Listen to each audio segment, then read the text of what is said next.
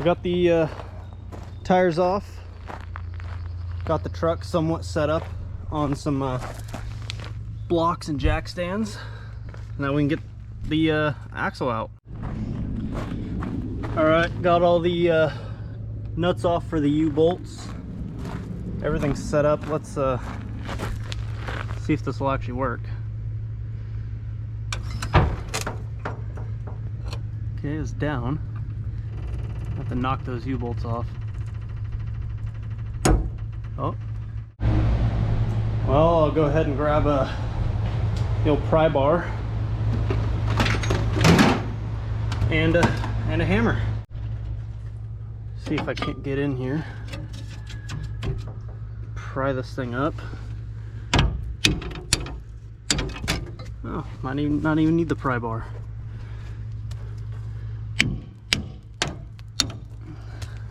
There she goes. Okay, maybe still need the pry bar.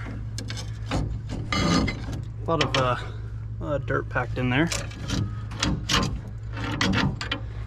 And go ahead and knock this plate off. There we go. All that tasty LB mud.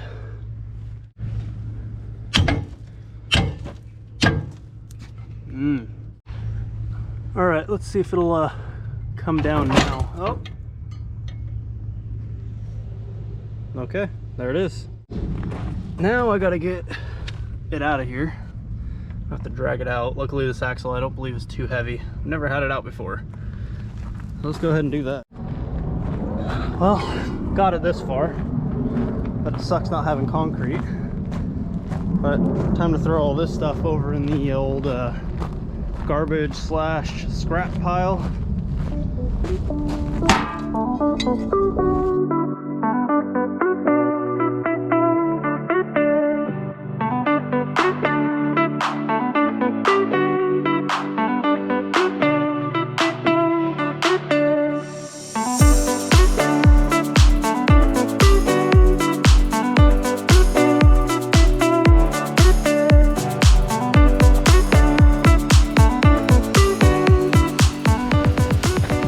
Well, been clearing out the gas tank and everything, got the bed off,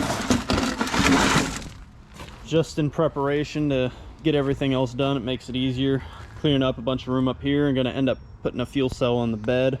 I might end up reusing the fuel tank temporary just to make sure everything goes good, but I got the tank back here. All the gas I drained out of it. No, I did not puncture a hole. Just for the off chance that I needed to use it once or twice and strap it in the bed. So the plan for now is getting some Chevy 63s possibly. These are F-150 57s, I believe is what they are. So you can see here I have these flip shackles, and then these are technically lowering shackles for like a Chevy S10. They're nothing special, they're auto part store parts. But with the rear end dropped so much, I still have the block in, and it kind of messes with the pinion angle. But with the 9-inch back here, with the truss on it, it's ready to have leaf spring perches welded on, so I can adjust the angle that I actually need. So I'm not too worried about that. I also got a set of plumb bobs from a friend of mine that I'm borrowing. So I guess I probably should have marked where the actual center pin line, because the center pin is more over here once weight's on it. So we're gonna have to do some measuring so I can find the proper center line, and we can actually get everything mocked up. And I want to do the rough stuffs, weld on leaf spring perches, that the U-bolt eliminator kits. So that's the biggest reason. I want to get rid of the blocks and not have to cut holes through the truss itself. So hope and pray, fingers crossed, that I can get this all done. I'm hoping I don't have to mess with the rear. The research that I've done, the Chevy 63s are pretty centerline pinned. So we're gonna do some measurements and see how that goes. But my plan is, I'm hoping I can drop the front hangers down. I got a bunch of fuel lines over there. It'll be easier to show on this side. So right now you can kind of see the drop.